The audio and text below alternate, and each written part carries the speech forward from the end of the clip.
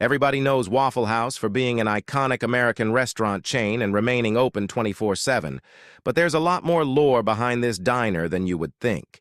Did you know that at one point in time you could even get the Chick-fil-A sandwich at Waffle House? That's right. Watch the full video to find out how. But we'll get to that part of history later. Speaking of history, did you know that the original restaurant is now the Waffle House Museum? In 1970, the company purchased the original restaurant and restored it using the original blueprints. You can visit the museum, but you have to book an appointment because the museum is primarily used for internal corporate events. Now let's get down to the nitty-gritty. The restaurant chain was founded by Joe Rogers Sr. and Tom Faulkner.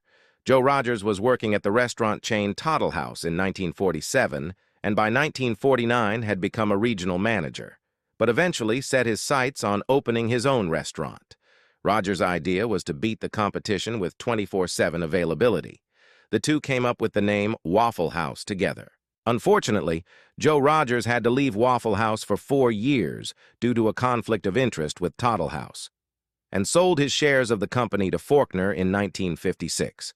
But then, after another 4 years, Rogers rejoined Waffle House in 1960, and Tom Faulkner left his realty company to rejoin the Waffle House brand. Afterwards, the company began franchising and slowly grew the number of stores into the empire that stands today. Now the company claims to be the world's leading seller of several of its menu items: the namesake waffles, ham, pork chops, grits, and T-bone steaks. It also claims that it serves 2% of all eggs in the U.S. In the 1960s, S. Truett Cathy contracted with Waffle House to sell his proprietary chicken sandwich, the Chick-fil-A chicken sandwich. However, the Chick-fil-A sandwich quickly overtook Waffle House's own items in sales, and Waffle House ended the deal, prompting Cathy to spin off Chick-fil-A into its own chain.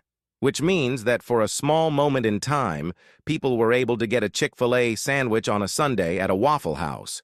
And the crazy part is Waffle House was still open 24/7, which means that you could be a little intoxicated and get a Chick-fil-A sandwich in the middle of the night. Due to a series of health concerns in 2004, Dateline NBC investigated sanitation practices of popular American restaurants. Waffle House averaged 1.6 critical violations per inspection. Waffle House's response to the study pointed out that they prepare all meals in an open kitchen, and consumers can readily observe their sanitation practices themselves. On September 17, 2019, customers who ate at a Waffle House in Goose Creek, South Carolina, were exposed to hepatitis A. One of the employees who had worked there tested positive for hepatitis A. After management found out, they shut down the Goose Creek Waffle House location. Despite all of this, people still love Waffle House, including the federal government. According to the Federal Emergency Management Agency, FEMA, Waffle House is one of the top 4 corporations, along with Walmart, the Home Depot, and Lowe's, for disaster response. Waffle House has an extensive disaster management plan with on-site and portable generators and positions food and ice ahead of severe weather events such as a hurricane. The company prepares jump teams of recovery staff and supplies brought in from outside disaster-affected areas so local staff can focus on helping their own homes and families.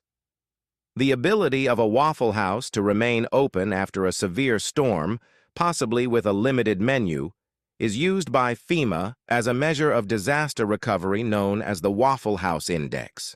Unfortunately, every good story has to come to a close.